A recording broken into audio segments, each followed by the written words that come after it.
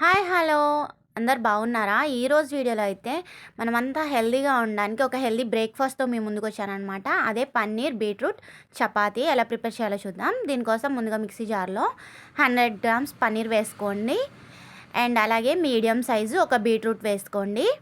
ముక్కలుగా కట్ చేసుకొని వేసేసుకోండి. పన్నీర్లో ప్రోటీన్ చాలా బాగుంటుంది కదా. సో అండ్ అలాగే హెమోగ్లోబిన్ ఉంటుంది కాబట్టి బీట్రూట్లో ఇవి రెండు యాడ్ చేస్తున్నాను. అండ్ వాటర్ పోసేసి మెత్తగా పేస్ట్ చేసేసుకోండి. చూసారు కదా, ఈ విధంగా పేస్ట్ చేసేసుకొని పక్కన పెట్టేసుకోండి.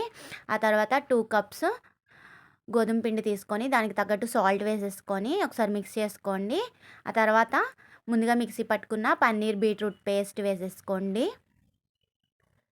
వేసుకొని ఒకసారి కలుపుకోండి. ఆ తర్వాత కొంచెం కొంచెంగా వాటర్ యాడ్ చేసుకుంటూ మనం చపాతీ పిండి ఏ విధంగా కలుపుకుంటామో ఆ విధంగానే కలుపుకోండి. చాలా ప్లఫీగా వచ్చాయన్నమాట. నార్మల్ చపాతీ కన్నా చాలా బాగున్నాయి. కలర్ కూడా చాలా పింక్ కలర్లో ఉంది కదా, చిన్నపిల్లలు కూడా బాగా ఇష్టపడతారు. ట్రై చేయండి.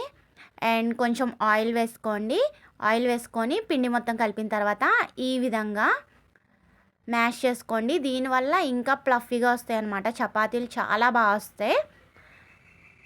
చూసారు కదా, ఈ విధంగా మ్యాష్ చేసేసుకొని ఒక హాఫ్ అన్ అవర్ పక్కన పెట్టుకోండి. తడి క్లాత్ లేదా ఒక గిన్నె మూత వేసేసి ఒక హాఫ్ అన్ అవర్ పక్కన పెట్టుకోండి. చూసారు కదా, హాఫ్ అన్ అవర్ తర్వాత ఎంత ప్లఫీగా ఉందో పిండి చూస్తుంటేనే మనకు తెలుస్తుంది అన్నమాట ఎలా ఉంది అనేది.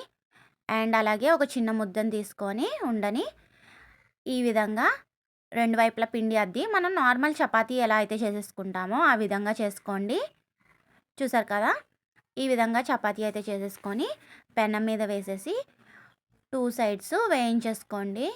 ఇది మనం నార్మల్ చపాతీయే కాకుండా ఏ వెజ్ రోల్స్ కానీ అలా చేయడానికి కూడా చాలా బాగుంది. తప్పకుండా ట్రై చేయండి, హెల్తీగా కూడా ఉంటుంది కదా. సో అండ్ మీరు ట్రై చేశాక ఎలా వచ్చిందో కూడా కామెంట్ చేయండి. మీకు ఈ రెసిపీ నచ్చినట్టయితే like, share and subscribe to my channel. Bye bye.